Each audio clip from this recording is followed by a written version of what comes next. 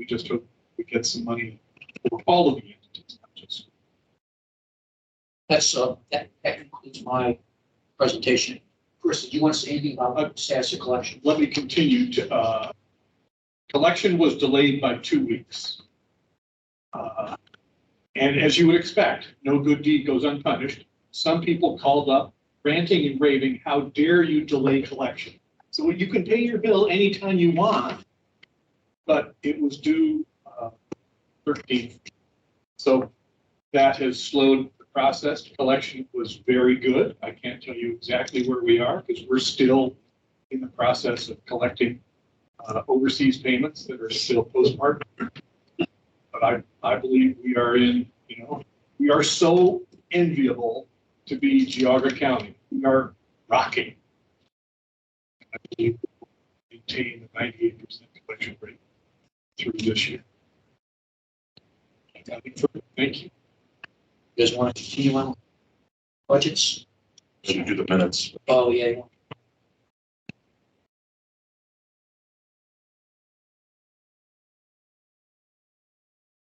So I'll make a motion to approve has everybody had a chance to look at these? Minutes from February 6th, 2023. I would so move. Second. Yes. I'll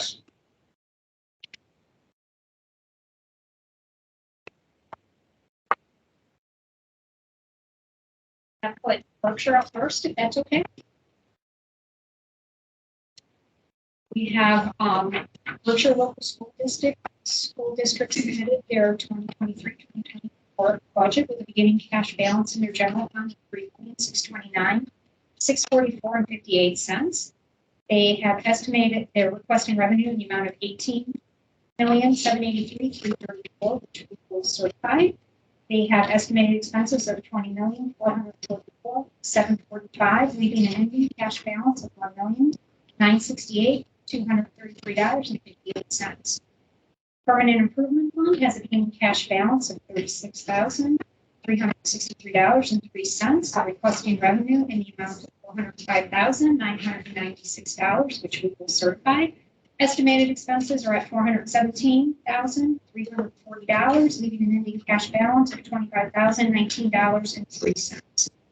The Bond Levy Fund has a beginning cash balance of $223,046.42. They're requesting revenue in the amount of $1,264,208.11. Showing expenses, which we will certify, showing expenses of $1,202,306.28, leaving an ending cash balance of $284,948.14. Total estimated millage for tax year 2023-2024 has 4.5 inside general, 45.3 outside general, 2.5 permanent improvement, 3.29 for the bond levy, subtotaling to 55.59 and a 1.7 for the public library for total millage of 57.29. They also collect additional revenue from manufactured homes, which based off last year's collection brought in $95,842. So moved. Second, I just get pretty hot on the balance. What's that? Your cash balance, your projected ending balance is 1.8 million. General fund. Yes, general fund, and then you're burning about $1 million. Your deficit spending about $1 million a year. It's been an odd year. So, we closed down buildings, we had some additional expenditures because of closing those buildings down and moving into a new. So, we expect to rein that in, definitely. I mean, deficit spending, we need to, period. So, the only thing that jumped out at me was if your projections are correct, I mean, you're going to run out of money in 2 years. So your projections are usually pretty good. So, that's, I don't usually advocate for levies, but you're really. no, levy needs to go on the ballot or we need to make some, I think that's just something the board needs to look at. Superintendent, they could put on notice for sure. Yeah, I think you've done, especially through the transition, you've done a great job managing your money. for going back as far as my chart goes, so, but, yeah, that was the only thing that jumped out at me was that I'd be very nervous. That was my projected. Yep. Ending cash balance. So, Understood. okay, fine. I already seconded it. All three. Yes. Aye. We're going to welcome Seth Hales for Cardinal Local School next. You normally set somebody to the song the first time. Oh, really? I don't know if you want to hear that. Cardinal has a beginning cash balance in their general fund of $5,306,782. They're requesting revenue in the amount of $13,951,743. We're going to certify slightly less of $13,951,741.58. Expenses are projected at $13,385,024, leaving an ending cash balance of $5,873,499.58. Their bond fund has a beginning cash balance of $1,379,011. They're requesting revenue in the amount of $755,350. We're going to certify $735,451.67. That's the difference of the TVLR.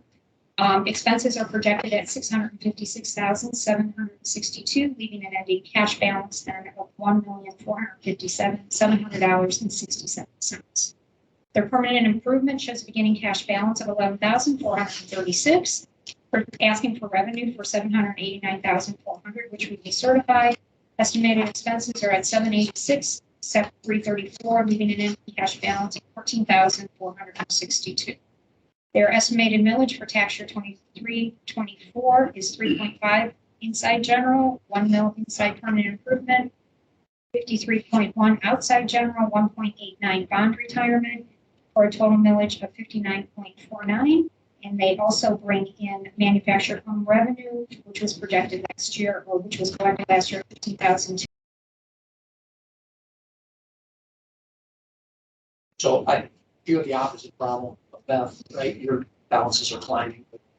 Being new, you're probably trying to figure out where the revenues are.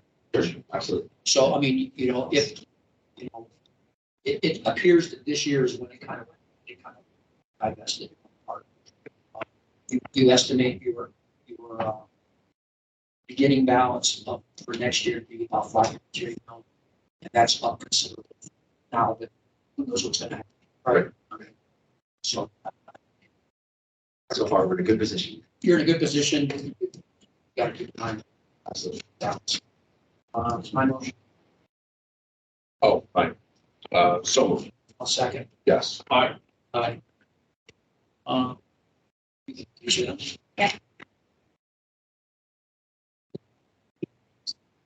Yeah, so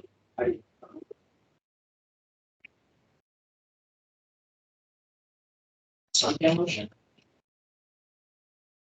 She's no one himself. There will come a time when you need lotion too. No spring chicken. Mr. Flay's on the other hand, that's what's. The next up, we will have Deb from Chardon Local Schools. She shows her general fund with a cash balance of $26,768,160. She's requesting revenue in the amount of $38,678. We're going to go ahead and certify revenue for $38,716,082. Estimated expenses are at $36,550,986. Cash balance $28,933,300. The permanent improvement fund has a beginning cash balance of $368,118.76. She's requesting revenue in the amount of $971,675. We will certify $1,351,798. That's because of the way that the TAM is paid for, the debt fund. Estimated expenses, $1,132,250, leaving an ending cash balance of $587,666.76. The debt fund is with the tax anticipated note of beginning cash balance of $14,000, estimated revenue of $411,100, Estimated expenses, $408,500, leaving an ending cash balance of $16,600. Total estimated millage for tax year 2023, 2024, 4.5 inside general, 74.18 outside general, 2 permanent improvement, total millage of 80.68. They received manufactured home funds last year collection of $140,298. So, I mean, admittedly, we have a fairly monochromatic view of what schools do. We are very limited. Our scope is a couple of numbers on the sheet of paper. And I'm assuming, I know Chardon has attempted to put several levies on to build new facilities. I understand. I guess I'm just trying to understand. I'm looking at your beginning balances and your ending balances from 2014 to now, over a 10-year period. You've gone from 2 million to 24. And we flatlined about 5 years in a row of expenditures. Yeah. A lot of that is attributed to, we had a levy in 2018. And then we also did a complete district reconfiguration where we closed down 3 elementary buildings Okay. and moved all the students into the middle school. We since then, because of COVID, opened up 1 elementary building for like pre-K and kindergarten. But that really consolidated our salaries, and together with the levy, it was. Yeah, I'm calculating your expenditures in the 10-year period have only risen 7.6%. That somehow you beat inflation. I don't know how you've done it. Yet your revenue because of new construction has risen twice that. Yep. So I guess I just want to ask, what are the plans for the cash in the general fund? So right now, we are, because we just had the flood from Christmas. Yeah.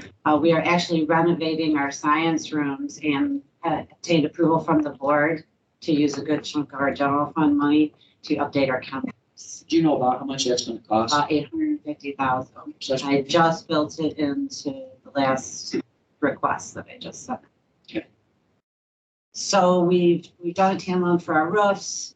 We used a lot of ESSER money for new windows. We're concentrating on our buildings. And then we went to the general fund for our chem labs. So my message back to the board is it'd be good for them to articulate. And we only see this once a year, so I apologize for that. But we don't know the plan. We don't know, you guys have meetings all the time. We don't know what the plan is. So unless we're given it, we assume there isn't one, which is not a good. $4 million is a lot of money. And that's what you're anticipating. You're going to end the year at about 23, almost 24 million. Right, it's gonna start coming down in 26. So we just had 2 negotiated agreements for both unions with 3-year contracts. You can't use this for new construction, can you? Or can't, you're allowed? No, Probably do a transfer. I think the one thing that, like, I didn't say it, and I don't even jump on that thing, but I think you need to consider the school funding formula too. In my case, they took our business model that we had adopted for our school district, which was open enrollment. We took a lot of people from Cardinal and Newberry, and they literally pulled the rug out from under us on the school funding formula. And we think we know what the formula is going to be in July, but we don't until, the governor has submitted a budget. Okay, so, there's an awful lot of, we'd like to say educated guesses towards our largest source of income, our foundation for some of us. But so when we have rising balances, it's kind of a fallacy in a way because you don't know what the governor's going to approve or what legislature's going to do. perfect examples, House Bill 1. Yes, House Bill 1's a 10% cut in our revenue. That would put me into deficit spending right away. Yep. It's awful. I hear you, and nobody gets tinkered with and interfered with and experimented on or by the state legislature on school districts. well, the Totally get it. mandates are crazy. I totally get it, Yeah. but in Chardon's case, let's look at actual revenue versus actual expense. If your actual revenue was $5 million more than your actual expense in 21, 22. So you added $5 million on top of the pile of cash that you have. I'm not gonna be as nice as Chuck. The rising balance in the general fund is alarming. If you bank another 5 million this year, you're gonna be at almost $30 million in cash. And I don't begrudge you for consolidating your schools and saving money. That's a great thing. But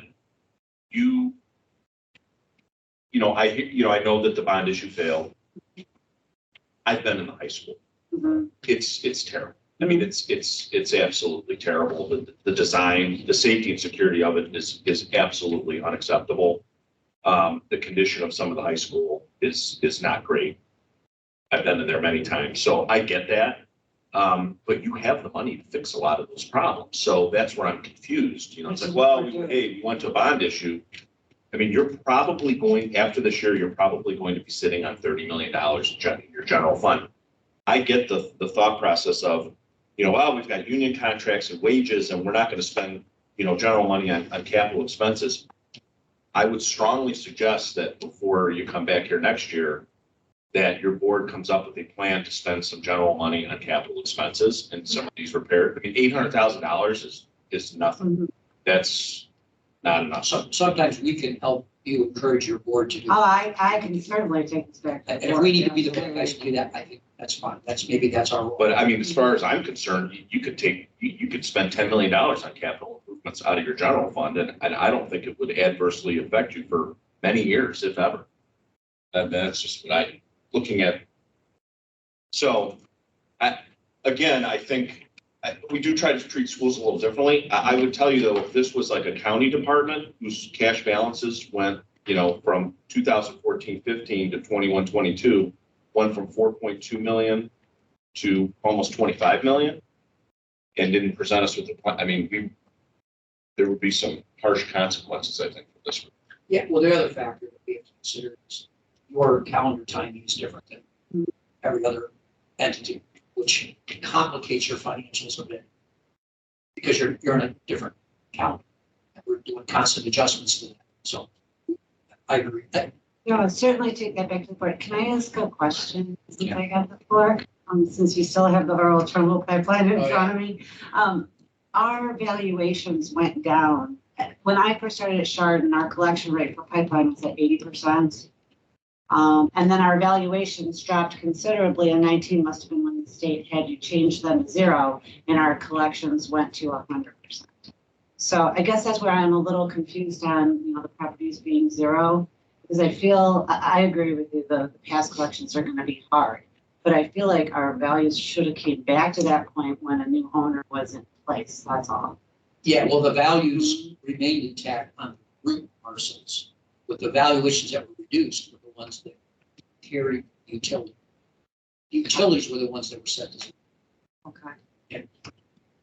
And they are paying taxes on those other The root parcels. parcel Yeah, is, and they are paying taxes. So, yeah, Those are nominal amounts. I was gonna say, they're, It's not the Here's the same rate. problem you're with collecting forward. 100% of very little. Right. Do not Right. think of this as a resource. This is not cash. Oh, I know. If you get a dime, be appreciative Oh, I of know. Mr. Flags, I but do not completely think this agree. is real. So the question, when they, understand it kind of went through a receivership, I mean, Deb's done a lot of the research, it went through a receivership, and at that point, someone bought it under the receivership. Right. But no, but you're saying that He those cut- valuations are still 0? Is that what the deal was? My understanding is when he bought it at Got it. receivership, he cut a deal. To be And 0? that deal is now, is somehow sealed. Well, It's a magical deal. And I'll tell you. Right. I'm gonna get those documents if I have to go to the Ohio Supreme Court. Yeah. So we're gonna find out what happened, because I'm very angry about it. What they're saying, I mean, and listen, in the corporate world, there's a lot of sleight of hand. They're saying, well, we bought the assets, not the liabilities. I have that. Now, my whole thing is, But there's a This value is a to the different- asset. well, and there's a different type, this is a different type of liability in my mind, but we looked at that issue with the receivership.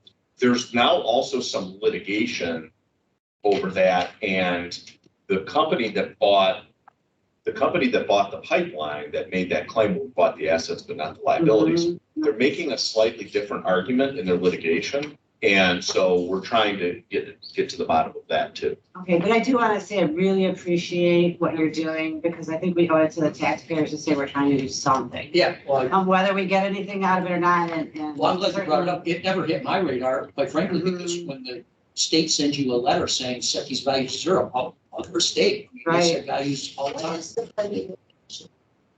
It's two other it's another entity versus the company. And that's in the Court of Appeal. So we just found out about that and we're trying to get all the records from the litigation. Because they went through a discovery phase. So we're trying to get a hold of all that stuff from. I'm trying to hold off on filing our own lawsuit because I'm not even sure who to sue. But that would make it easier to issue subpoenas and try to get some of the stuff. So what we're going this public records route first, because the Department of Taxation has really rubbed me the wrong way by basically saying, well, this is all secret and we're not giving anything. So we're going to go down that road first before, but I might have to initiate litigation for the primary purpose of just getting records.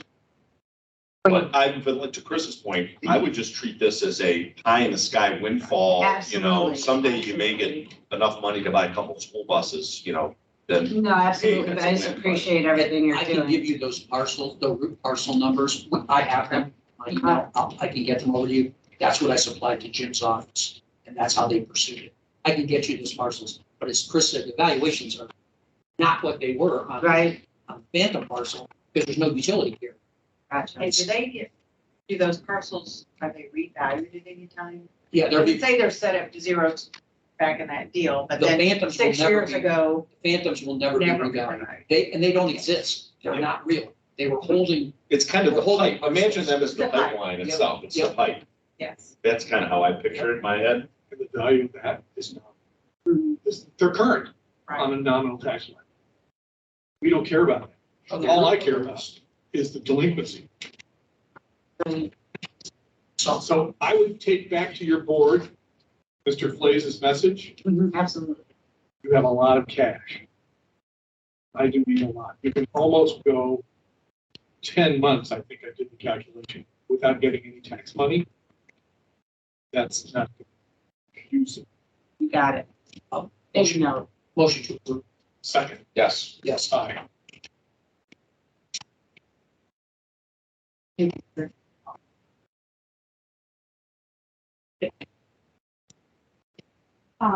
We're gonna do Princeton Local Yeah, were you Schools. here for Princeton? Yeah. Could you introduce yourself? Anything else? Yeah, I'm Andrew Pizzolo. I'm employed by the EST in Northeast Ohio, and NCSSA is our. You're our pitch branch. hitting. Yeah, so we're the interim treasurer. Ryan Pendleton and I are serving as interim treasurer there since February 1st.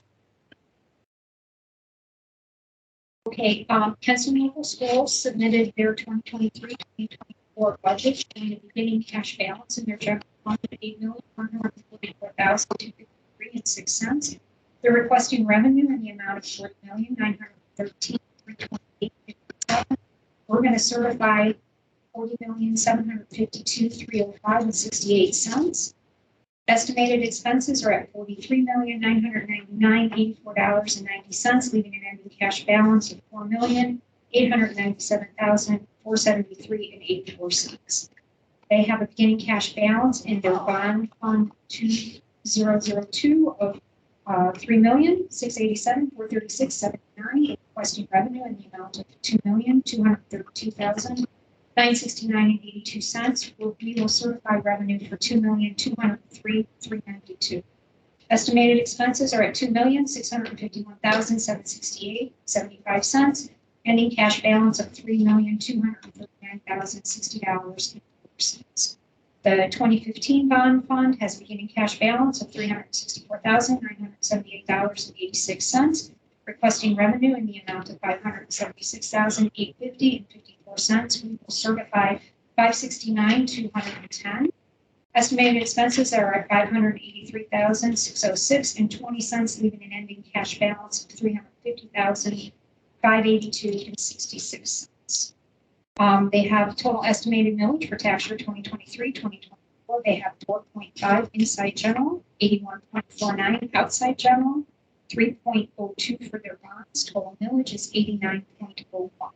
They had submitted to the auditor's office for certification for the May 2nd, 2023 ballot, a 1.35 mil additional permanent improvement, which would generate 1,264,702 at 100% collection, and it was put on for continuance. They do not receive any manufactured home. So to start up, I mean, I very much appreciate what Paul did. He was a great treasurer, very cooperative. I enjoyed working with him. I'm sorry to see him go. You know, I guess I know a little bit about this because I've had conversations with Paul. It's apparent there's a slight squeeze occurring. It's not drastic, but it's getting close, right? So I mean, I know Kenston attempted a levy 2 years ago, a year and a half ago maybe, and it was unsuccessful. And I know Paul was pressured or under pressure to not let this hit the dirt before he pulls the nose up. And I think he was attempting to do that. So I encourage you to. Kenston's a great school. Costs money to run. It just is what it is. You don't have an excessive carryover. You have the same problem. You got a diminishing return. So, are they interviewing for treasurers? What is the goal? Yes, they have started the search process, and that will continue throughout the spring into the summer. Yeah, I heard the pool is not very The deep. pool is right? very shallow, and it will be unlikely that that position gets filled by the summer. It's likely that it will start August 1st. So your motion. So moved. Second. Yes. We save the best ones. It's alphabetical. Trust me, I know why. It's the last. So we have parents here from West Chico School. They submitted their 2023-2024 budget in cash balance in their general fund of $25,295,634, requesting revenue in the amount of $6,945,000 certified for that loss. Estimated expenses at $28,039,067, leaving an ending cash balance of $1,178,700. Their emergency levy fund has a beginning cash balance of $52,095, requesting revenue in the amount of $5,943,164, which we certified. Estimated expenses of $5,995,209, leaving an cash balance. The permanent improvement fund has a beginning cash balance of $1,183,989, requesting revenue in the amount of $931,531, which we will certify again for $1 less.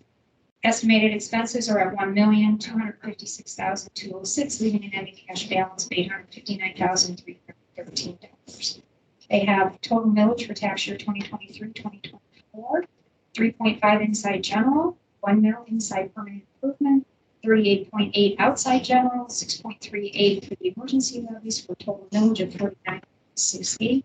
And they received income from manufactured home distribution. Last year was $32,946.63. So the 2021, the actual revenue jump, was that the Newberry money? That's the chunk of money you got in from Newberry? Yes. Okay, that's what I assumed.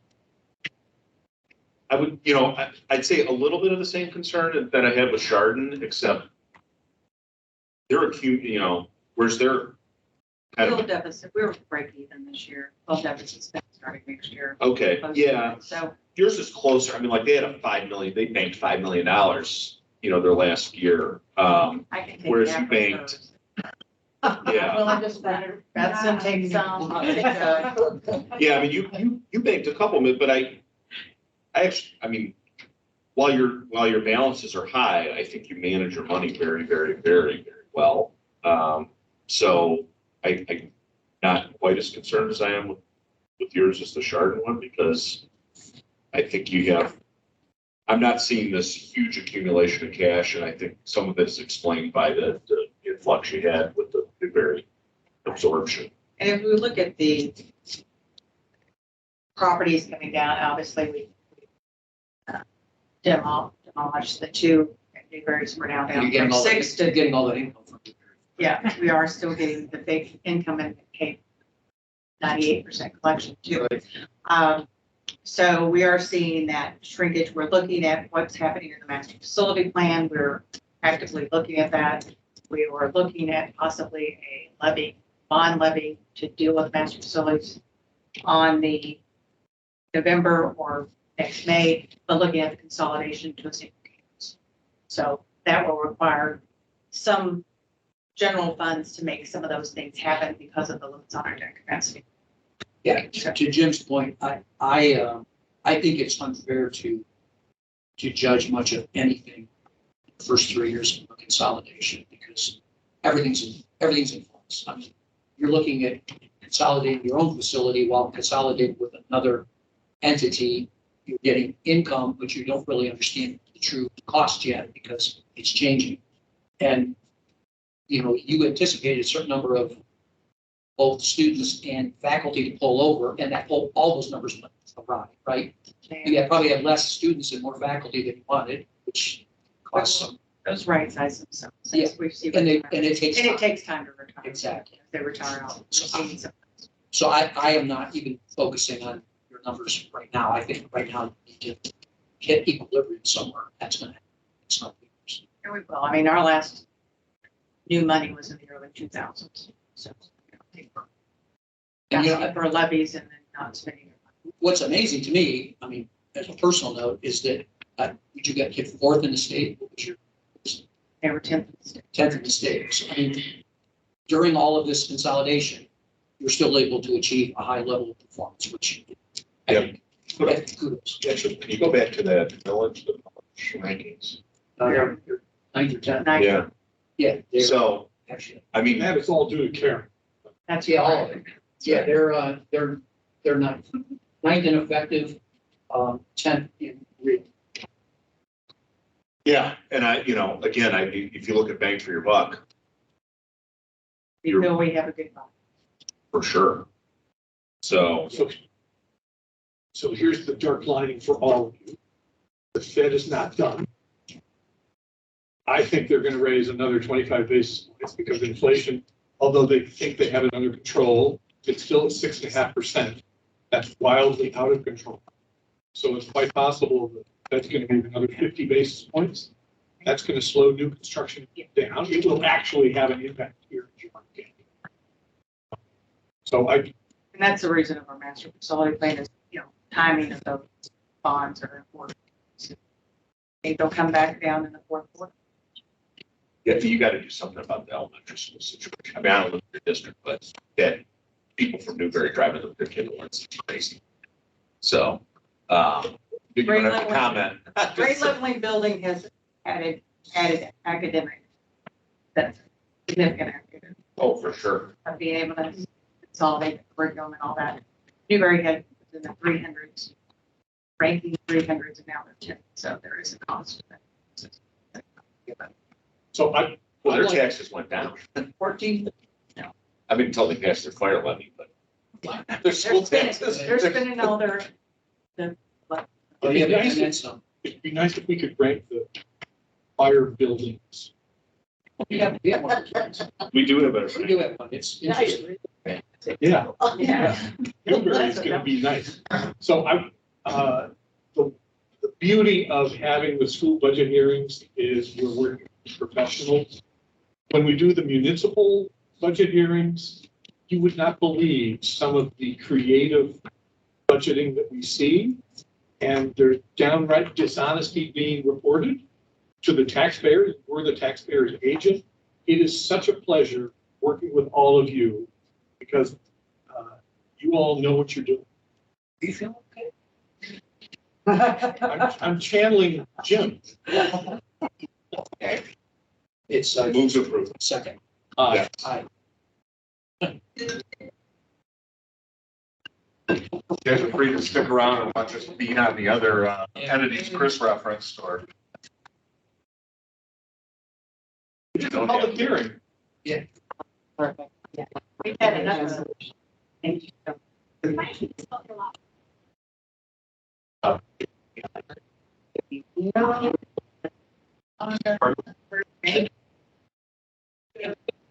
It's good. I like all your.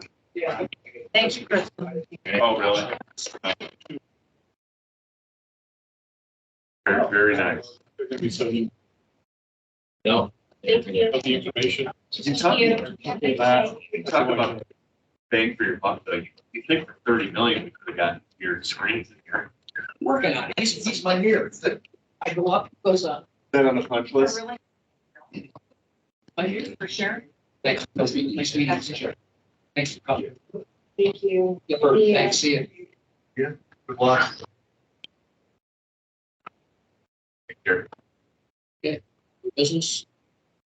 Jim's gotta go. So you come to this one, I came to this one. You're closer to me now. I live in Auburn, so this is you like. can ride your bicycle, although there's a hill. It's a good hill if you have gears. Yeah, I do, but. I've done it many times. Yeah. But it's nice to have you live. Yeah. Nice to be here. Auburn is like from Auburn to Newburgh, but not. No, go, just get on the tour. Or not the tour, it's a Maple Highland Strike. Yeah. It is one of the best in Ohio. Yeah. Nice. Okay, gonna continue with other business? We have a re-sign for Westgate Local School. She had a recharacterization, between funds.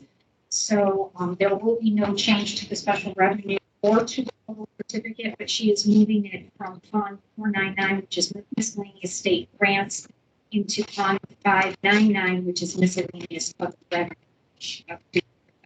So it's just a reallocation on the certificate? Yeah. Okay. So you want us to sign the same way we Yes. pass it again? We just have to-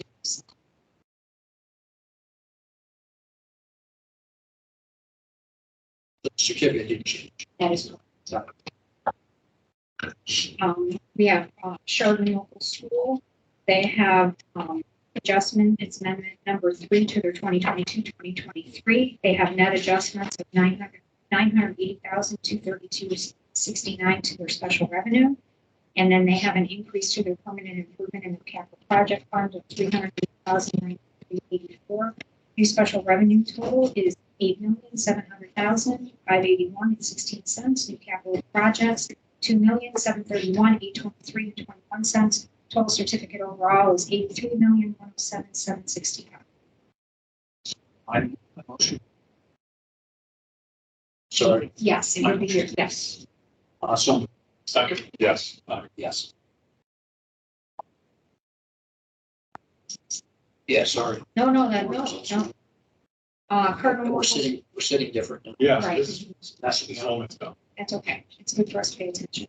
Cardinal Local School, this is their amendment number 2. They have net adjustments to their special revenue of 131,853.07. And then they also had a reclassification in their fiduciary fund. New special revenue is $6,062,717.75. New fiduciary total is $10,356.35. Total certificate overall is $28,618,291.55. So moved. second, Yes. Yes.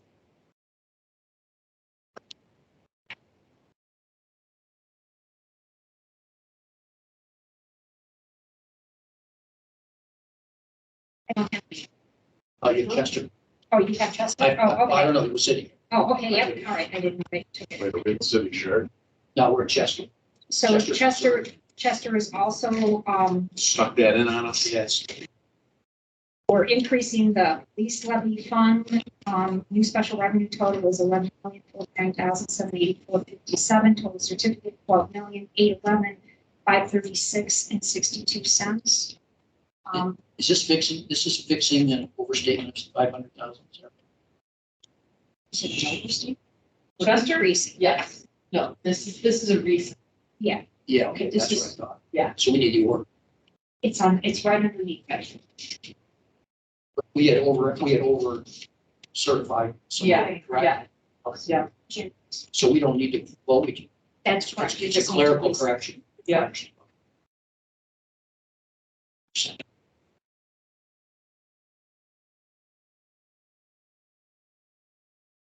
City of Chardon, amendment number 2, they're increasing their capital project fund, 138,252, 242. Right. New capital project fund, 4,884,465.27. Total certificate, 32,575,446.79. Please turn. My turn, so moved. Second. Yes.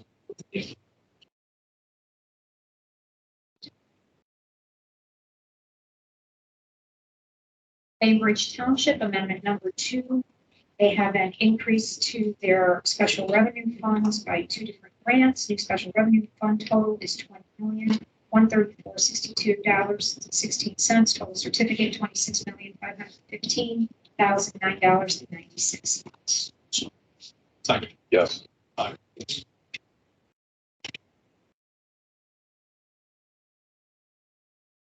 Slide.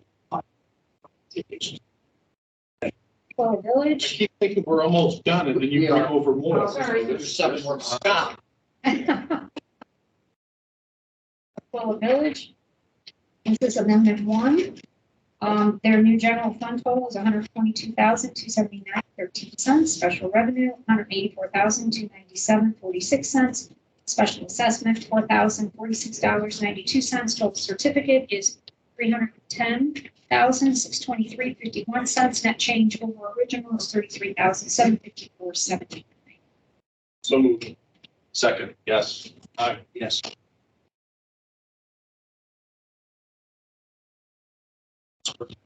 Okay, their amendment number 1, they have a new general fund total of $406,040.22. Special revenue, $1,852,380.02. Debt service is $31,883. Capital projects is $10,828.98. Total certificate, $2,301,132.22. Net change over original, $582,077. So moved. Yes.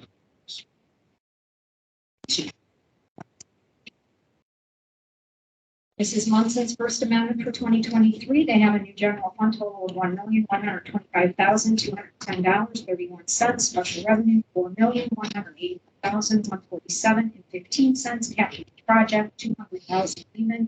Total certificate is $5,506,357.46. Net change over original, $74,568.93.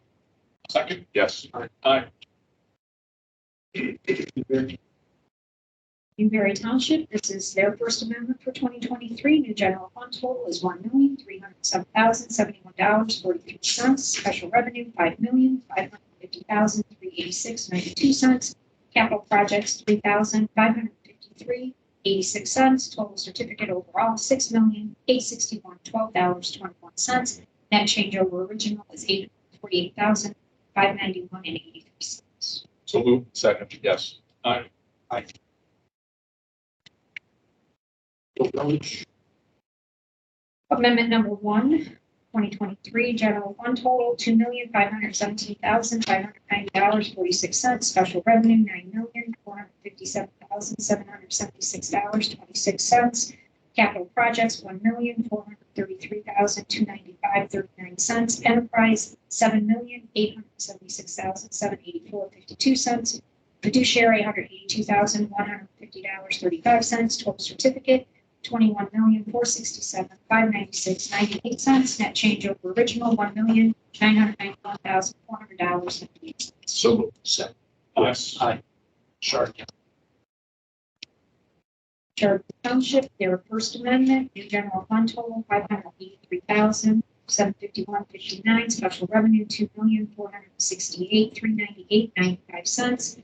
Debt service, $87,344.81. Fiduciary, $704.22. Total certificate, $3,140,199.57. Net change over original, $1,145,142. So moved. Yes.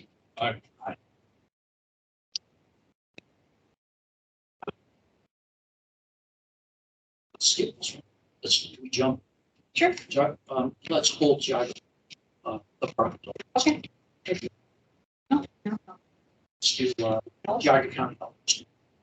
Health District has an increase to their special revenue for the private water source of 149,670. New special revenue fund total $4,656,908.42. Total certificate $7,296,402.11. So, Second. Yes. us, And they also have their supplement to the 6011, which is what the revenue certification was to cover, of 113,548.41, and then an appropriation transfer from salaries to hospitalization. we're just acknowledging, that's right. That is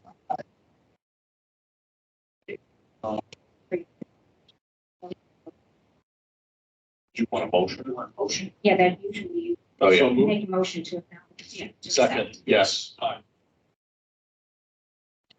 next jump down. Geauga County, this is amendment number 2. They have a net adjustment to their special revenue of $233,571.72 and increase to their capital projects of $216,805. New special revenue fund total is $123,279.760.53. Capital million, sorry. Capital projects is $27,119,356.76. Total certificate $26,682,645.96. So it's transportation. Wait. No, that's Jim's. Wait, we did, oh yeah, the health thing, it is mine. Second. No, I didn't make a motion, I saw.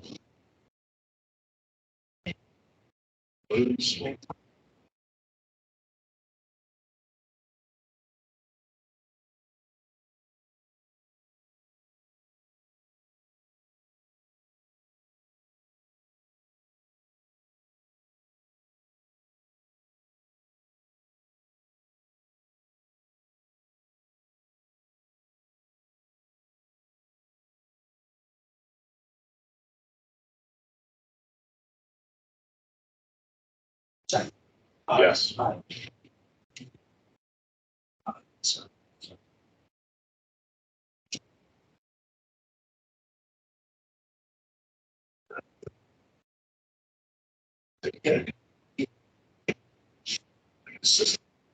oh, we did.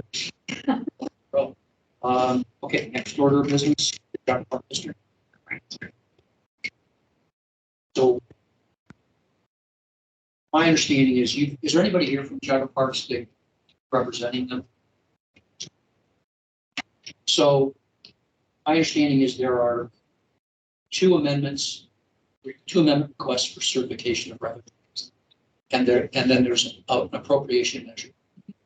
And I guess in the spirit of trying to, I'm thinking back at the budget hearings last August. And what I believe counsel for the park indicated was we needed to communicate. I'm not finding one-way documents communicate. I'm finding counterproductive. Here's where we are with the parks. So the parks provided us their appropriation measure in December, mid-December for 2020. They provided us a 2022 mid-December for 2020. That appropriation measure was in excess of their resources. So it followed the 570539, which says you have to be within your resources. We sent them our form saying your resources are not sufficient to cover appropriations. We didn't, there was really no fee. So they were over appropriated. They're in violation of law, over appropriate. How many funds is it? Well, there's only two funds in question. It appeared it was in the capital fund, but because it's not a protected fund, it's part of general. Okay. So since then, they have submitted to us 2 additional certifications of revenue. I think we all hoped those revenue certifications were going to right that issue. Because if you add revenue to the appropriate fund, you theoretically can come out of default with over appropriating because you have more certified revenue. It turns out those 2 were not sufficient to overcome the deficiency. So Did they underestimate their carryover balance? Is that what it is?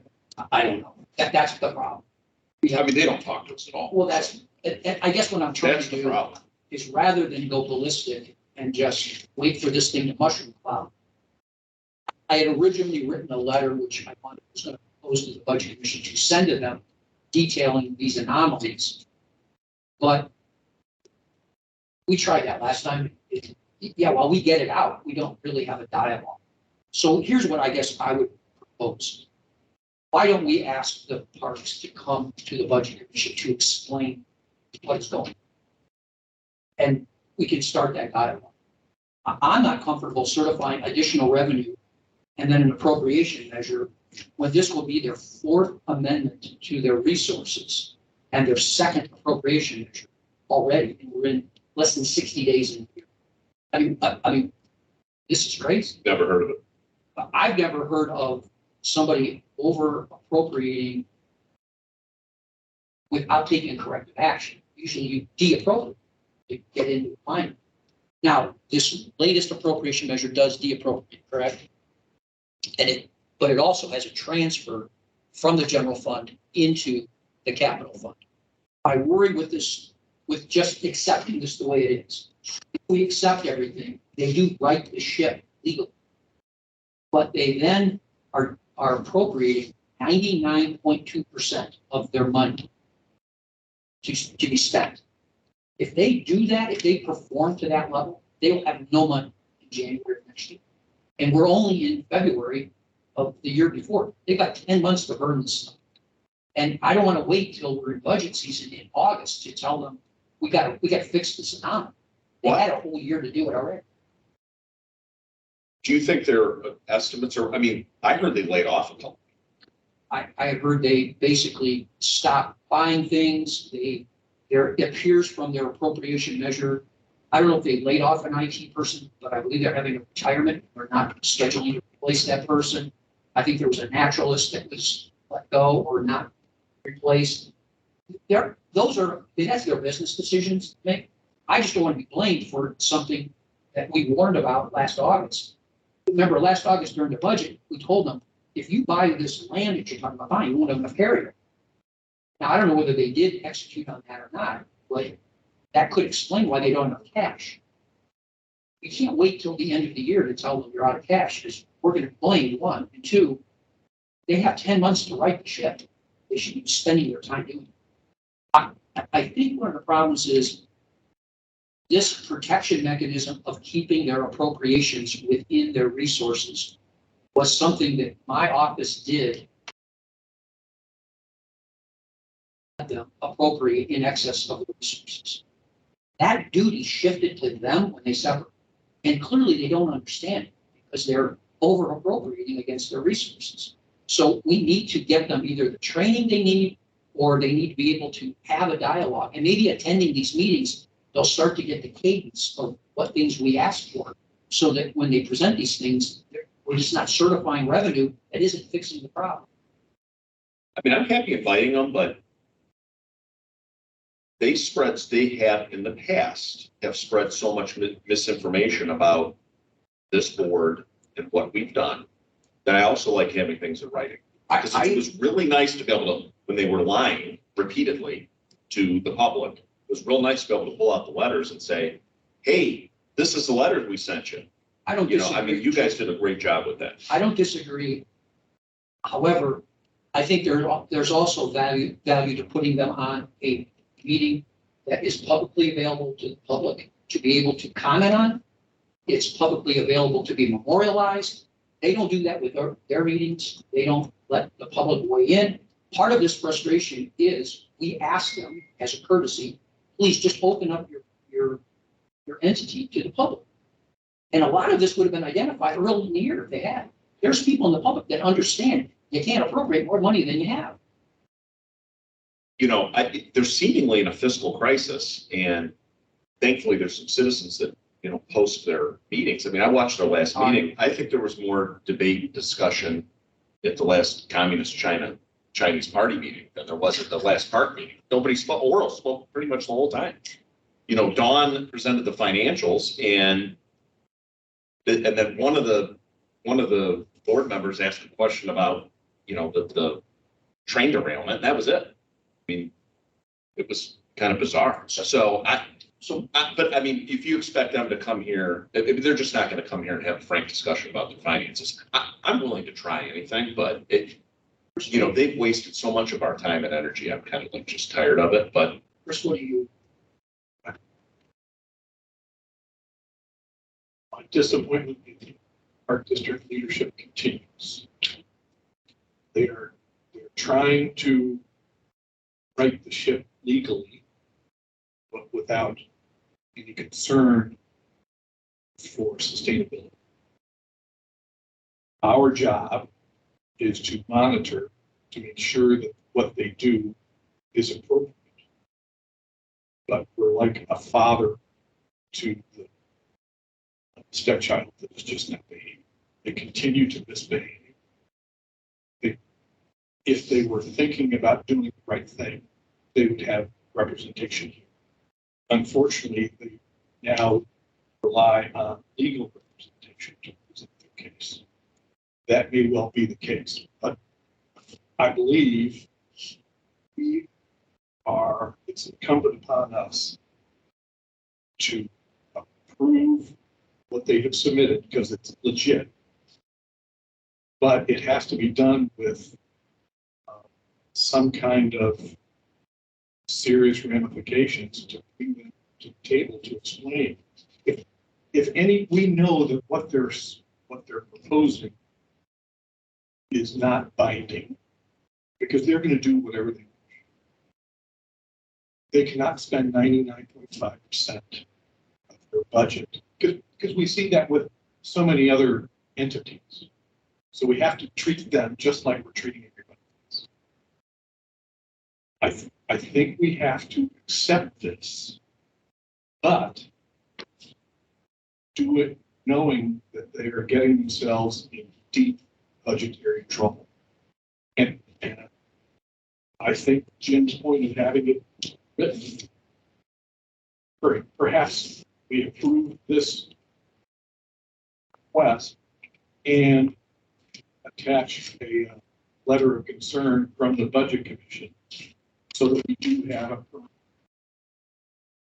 It just makes me a little nervous to approve. I mean, I'd rather table it for a meeting. I'm fine. I mean, if you want to invite them, invite them. I mean, whatever. I'm just so disgusted with that. that. Both options. It's My concern with not inviting them here is if we invite them here, we can ask them questions. And they may or may not answer them. I mean, we had the same challenge with other entities. We said from now on, when something comes before the Budget Commission, we'd like you to be here because we don't want to be making up the answer. And that was honored. And I think it is treating them consistent. The other issue is, I remember when I was at Russell as a fiscal, my predecessor used to budget 99 to 100% of the resources. And the first time I went before the Budget Commission, I walked away just lucky to have fingers and toes. The two of you basically said you don't do that. That doesn't make any sense. Don't budget all of your money because you can't survive. They have never had to worry about this. It was under the county, we kind of protected. They're now on their own, and I think they think the state auditor is looking over their shoulder helping them. The state auditor will only tell you after you've had the collision, the airbags went off, and there's no living bodies left in the car, that you're in trouble. Okay, so I mean, I don't even know if the state auditor is that reactive. well, but they need to be told there's a tree in front of them. Don't drive that way. And that's what I'm attempting to do. And I'd rather be harmed again or blamed again for trying to do the right thing than for just doing what we've always done, which is documenting the snot out of stuff. And then we play out the game to pay. Listen, they're always going to blame everybody else for their problems. So, It's true. I guess to your point, I mean, we have had and do have issues with the county. Adrian comes to the meetings. He's here now. He gives, I don't like some of his answers, but he comes and he sits there and gives us answers and answers our questions. I think we have to afford them the same opportunity. I agree. I give him credit for that. To open this up to the Partingtons, I know you guys are intimate with. We'd be glad to answer all the questions for you. I mean, you attend the park meetings, so you probably are closest to understanding what their what the dynamic is. I mean, do you have any comment about, can you help us at all determine what course of action would be most proper? Well, yeah, let me first introduce ourselves. I'm Dave Partington. Barb Partington. We're with an organization, 501c4 nonprofit organization called Protect Geauga Parks. We're not affiliated with Geauga Parks. We have attended every park board meeting for the last 7 years. Okay, I can't. Anyway, We'll let you off. You didn't, That one. I don't think you missed anything. So we watched them fairly closely. Barbara goes over the park board packets and the expenditures, fine tooth comb. We just looked.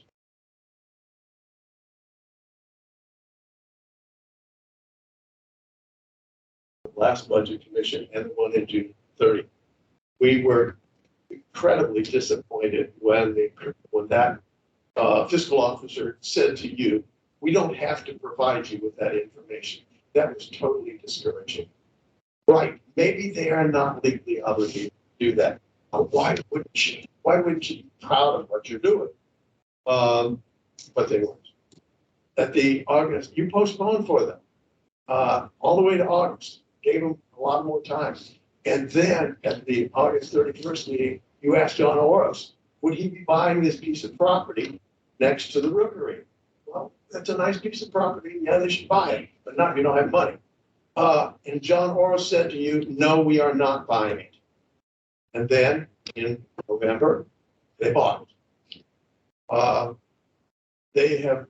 We have known for quite a while that they are in financial chaos. They cannot, they are not meeting their obligations. We know that they put a column in their budgetary amendments called worst case scenario. You know, I don't know, I'm no fiscal officer, but I don't think you need to do that. I think you need to do what you said, plan your expenditures. What should we do about it? I think your idea of saying, we're going to listen to you, show up, and we'll see what they do. It's tremendously discouraging. They spent $3,000 last month on legal fees. They spent hundreds on outside CPA services, not trying to write this shit. And it's totally discouraging. So yeah, one more shot. We'll listen to you. But hey, we got people here who know exactly what you do. You cannot come in, you cannot come in and say one thing to the budget commission, directly lie to them, and then come back and try. They get millions and they have way sufficient funds. One final thing. Everybody loves the parks. And the operations people, the maintenance people, the staff, and especially the naturals, are all wonderful people. We love the parks, we love them. It's the, as you said, it's the top management. But now I will say John Lawrence, who does not really clear what's going on. So yes, give them another chance, another meeting. We can wait. Did they certify their actual beginning balance? Did we certify? I mean, did they give us something? That's when. What was it versus their projected? Almost $2 million more than the projected. Wait, their actual was it? Yeah, because I thought it was an increase. Yeah. So I don't understand how they're in such a jackpot if they estimated $2 million more than. I think because they're not presenting us with what they're actually doing. You know, I asked the question, how much of this money is attributed to separation? How much additional money are you spending on IT services, accounting services because you separate? The public has a right to know that. And it was completely reduced to, it's de minimis. Isn't it? Because I think it's substantial and it's causing some issue.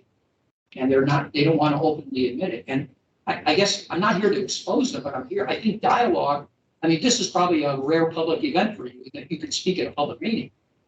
I don't know how anybody would go to public meetings for 7 years and be kept silent. It's got to be incredibly frustrating. I think we owe them coming here, even if only to give an opportunity to the public to be able to, through us, ask a question. To me, that's a win, even if we lose. Sometimes I talk without asking permission there. We get, So do I. then they write a nasty thing about the newspaper. But, can't even get that sentence out. I always like to tell everybody that, 4 years ago, we did after they took away public comment in July of 2016, we had a survey done, for all the parks that we could contact in Ohio. We located 57, and every single one of them had public comment, and many of them invited the surveyor to come to a meeting. So that has continued to be the case. And if we were able to have public comment, we might be able to help them with the budget by saying, you know, in a nice way, have you checked on this? Or, you know, even the people in the audience could do the budget. The people in the audience could run the human relations. You know, we've been going there longer than they have. Yesterday's meeting was the shortest ever. I think it was like 11 minutes. The commissioners are told, I think, not to say anything. We always invite the commissioners to meet us when they're new, but we didn't hear back from them this time. Not a very big surprise. But it's an embarrassment for the county to be involved in this sitting, silent in the audience while they're talking about stuff they don't even know about. They really, I think, are clueless on how to make a budget. They have now too many people from different assorted organizations helping them with that. And we sent it to you because we didn't understand, we couldn't make it add up. So thanks for letting me talk. Sure. Yeah, there's a comment on the, so we obviously broadcast these meetings and, and accept public comment. So there's a comment in the chat. How about the budget commissioners offering to meet GPD on their own turf in their offices? Can't meet in our office. Yeah, I mean, we have to have public meetings, and it has to be our meeting because I will not participate in a Geauga Park District meeting because they don't allow public comment. They're the only public entity in the county that does not offer or allow public comment. In fact, they prohibit. And I would never participate in a Park District meeting under those circumstances. Now, if they allowed us to go to their facility to have the meeting, I'd be open to that, provided we can put on our agenda a time for public comment. Yeah, it would be, as long as there's our meeting. But we can't go into their office as a board and close the door and have a meeting. That's violating sunshine. Yeah. So we can't do that. I mean, to your point, I think the answer that I've heard when asking the park, why don't you have public comment, was, well, the law doesn't require us to, right? Everyone has heard that. And they're right, the law doesn't require it. But here's the irony. Well, 570539 does require them to have their appropriations within the resources. So if you're going to hold to the law that you're not going to be flexible with the public's commenting, you better be holding to the law in not adhering to the requirement of having your resources honor your appropriation measure. So the law also requires them to respond to our public records requests, and we have ones that have been outstanding for years. So they follow the law when it's convenient. So Chuck, what would you have us do with this? I would make a motion that we table these items that have been presented to us. And we have the budget staff reach out to Geauga Park, and we, at our next meeting, or if we have to schedule a special, I don't know, we have Geauga Park send in a representative that can answer these questions. And we can have the public weigh in on the questions that they have. Well, I don't want Oros to come here and listen to this nonsense. They gotta have at least a fiscal person with them, not this stuff they've done in the past where the fiscal person's hidden away at the headquarters. Well, this is true. Well, but, so let's actually have somebody here who does the budget. The Budget Commission is going to request that they provide a fiscal officer. Mandate that a fiscal officer. I mean, I don't think you can. Be prepared to answer budgetary questions. Yeah, I mean, we can't make people come to our meetings and present, I guess, but We need to be, but it's gonna be hard for us to vote on matters that they bring before us if we don't have our questions answered. Well, I can't, until these revenues are certified, transfers are certified. I did not give them a certificate. It says your appropriations do not exceed appropriate sources, which is a requirement. Without that, they technically cannot spend it on, and they shouldn't have been all year. March 6th. March 6th. Is that 2 weeks? Is that Monday? Yeah. It's one of our normal ones. We also have Vision 5. Oh, we have a collision. I've got the 10, I've got us set up. So, I don't have, March 6th. March 9th, all I have is a regular budget commission. I don't have. It's good. Okay, that's good. I don't, at least I don't have it on my calendar. I just have budget commission too. So you want to do that? General pipeline.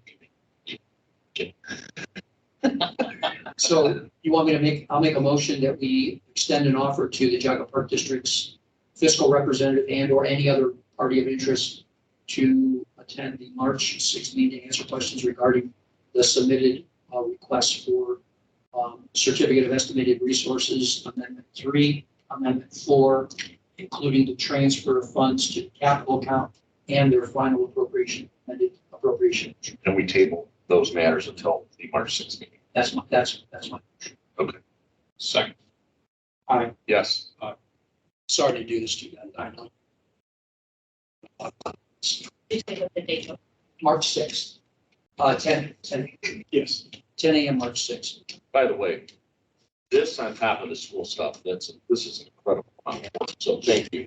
Yeah, and I mean, just for the record, I mean, ADP putting this together, we did this because we needed the size. We used to use Building 8470 that couldn't because there's people in there now.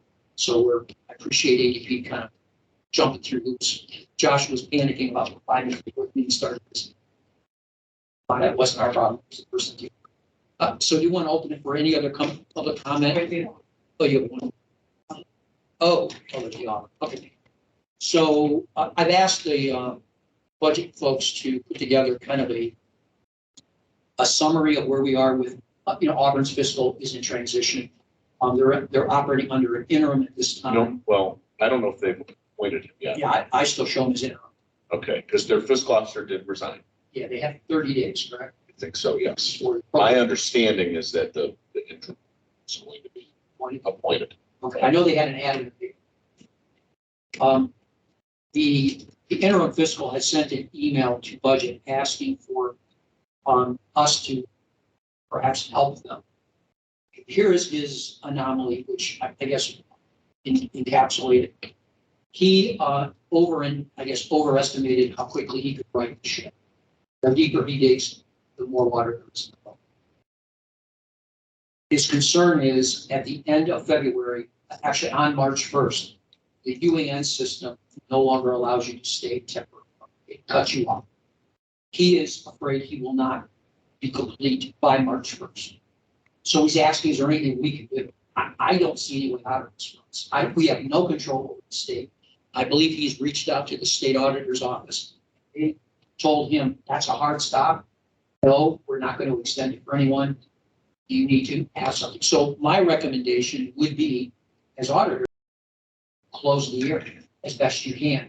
And if you have to do journal entries or you have to correct the thing after the fact, then that's the box you're in. But you've got to pay bills after March 1.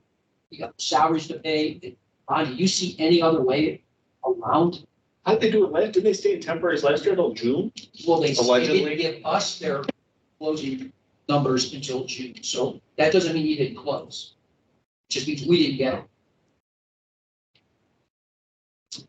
So, I mean, I don't want to tell this guy to do. the other option they would have is they would have to manually write checks. Because they can't use you again after March 1st. That is an accounting thing. Oh, I can't imagine. I don't recommend that to anyone. I would suggest they do their best to close the year. Even if it's you're not able to balance it. Close it and move on. then correct it after the fact with the assistance of the state auditor. Ron, any, I mean, You can't do anything, about all he can do. so he's asking for the budget commission's assistance. I don't know that we have any.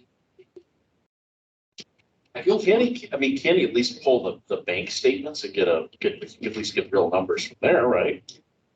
Yeah, I think he I would, believes I that mean, I would. we are the people that are saying your drop dead date is March 1st. Oh, yeah. Because he's asking, he can't imagine any circumstance an extension is important. I would agree. We're not the party that can give you the extension. If the auditor of state's office can't do it or won't do it, that's not something we can override. Are you guys okay with me articulating that back to him? I wish there was something we could do to help more. Well, Budget Commission doesn't have that authority. It's state. I think it'd be appropriate for you to respond on behalf of the Budget Commission. That, this is out of our control. he's okay with it? Thank you. You want to open up to any other? Is there any questions from everybody here? Public comment from anyone physically here, then we can go online. I know there's a couple people online. If you can't, if you can't unmute, then you could type into the chat. We will read, Or you can or you can unmute. unmute. I have and- a quick question. Yeah. Oh, sure. Since the thing with the park district is they're legally violating the law, is there anything that the county can do legally to them to get them to stop paying bills until they correct that? I mean, it's only happened to me a couple of times where I found a fund in a negative balance situation. And I was like, until that thing got fixed, I was like watching the door expecting, someone to come bursting through. So, I mean, for them to kind of ignore it since August of last year and the first, obviously, month and a half of this year, it seems like, isn't there anything that we can do to force their hand? Well, I think Adrian, it's going to be an audit issue, right? Yeah. But they've never been held accountable. The state auditor has not yet, I mean, the laundry list of problems that they've had, the state auditor has done nothing. Yeah. And I'm not holding my breath. So I'm the one that's going after every state official, is what you've been saying. Well, they already hate me, so. So, I mean, I think the point is, the state auditor is the one who's going to test their appropriations and making sure they're under their certified revenue certificate. They're not going to be able to do that. They're going to look and say, you've over appropriated and you did it through the month of January and half the month of February, or until we pass whatever they do to write their ship. So our only legal remedies are with the state auditor? I don't know. Okay. I gave Jim the actual ORC that we referenced, and it just says you may not operate until you have this certificate, which says you do not exceed your resources. Right. They don't have one of those. It's interesting. We've been at meetings with the state auditor. So those were confidential meetings. We talked specifically. It seems like their bent is they're worried only about findings for recovery. Seems like that's their mission statement. I think it's a bigger problem. I think findings for recovery, that's the low bar. That's not where you should be honoring. You should be honoring the law at all levels. And I have an issue with that, but I don't control that. And nor do I want to. But there's a challenge there, getting them to heed our ordinance. The draft letter that I wrote, I was going to copy the auditor of state.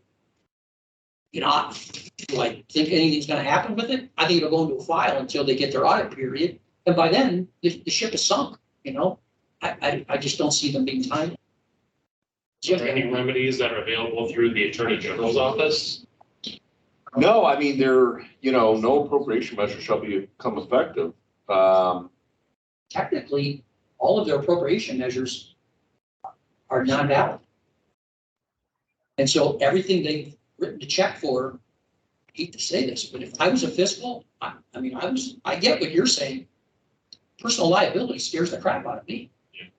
That's why you don't. Yeah, I don't, the only reason I think they can sleep at night is they don't realize the gravity of their situation. Yeah, exactly. Okay. Yeah, I mean, yeah, because you would see this and you would be panicked. Yeah, exactly. And that, I just don't. Especially in the general fund, that would be really bad. Yeah. Yeah, I mean, the times it's happened to you in a different other fund, I mean, you still have. Well, there's an argument to be used. Was the money there? And you just didn't transfer it or you didn't certify it? There's some caveats to their testing. But the hard line of the law is until you get that document that says the auditor has certified you are within your resources, you should not write a single appropriation. You should not write a single encumbrance against it. Yeah. And clearly they have. They've been paying bills, at least they've been paying people. So that's my worry. I'm worried for them. And I think just making this a mulligan isn't the answer. That's my worry. Shelley, you have a Hi. question? Hi. Yeah, I do, and I want to thank you all for taking this seriously because I feel like I've been banging my head against the wall. The last month, I mean, at the meeting in January when they tabled their financial whatever was they had on the agenda, financial items that they tabled without any discussion at all. I then sent public record requests, which took them more than 2 weeks to fill, and got some information, but not enough to know what's going on. So I appreciate your looking into this. I have a question. Would public pressure on the state auditor's office accomplish anything? Do you own a car dealership? Sorry. That was bad. I don't know why you don't like me. I think public pressure is always of value. I think Okay. at the end of the day, we are all servants of the people. And if the people are telling us we're doing something wrong, I think we need to respond to that, even if it's to just say, we agree to disagree. I don't know what you have in mind, but I don't know that you calling them, I mean, God bless you if you want to. I think the only thing they respond to is negative media stories that might move the needle a little bit with them. And I find it a struggle even lately to get the local press to report on some of this nonsense, much less anything beyond our weekly newspapers. And frankly, they have been pretty. People get tired of it. Yeah, I don't know if they found that the readership doesn't care anymore, but I don't know that the weeklies have really been covering the park much or asking any questions. I think they just take the park's, self-serving press releases and diatribes and print them and go on their merry way. That's been my experience last 6 months or so with the locals. Yeah, I do believe there's a reporter here today. There was earlier. That would be me. I'm from Geauga Times-Courier.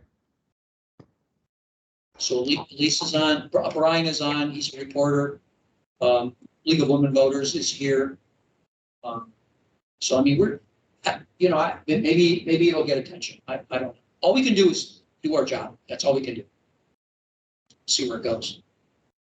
As an elected official, if I received a letter with more than 5 signatures, maybe 100 signatures, that would get my attention in a heartbeat. I would encourage you to do that, but do not do it alone. Okay, yeah, I think Protect Geauga Parks can do that. Yeah. Well, I thank you guys for hanging in there. We have to do this. You don't. God love you for doing it. Is there anybody else? Any other comments or questions? Anybody online? Okay. Move to adjourn. Adjourn. Thanks, everyone. Thank you. And the video of this will be posted at some point, right? At some point, yes. I'll link it. Thanks, guys. Adrian? Just recording it for me.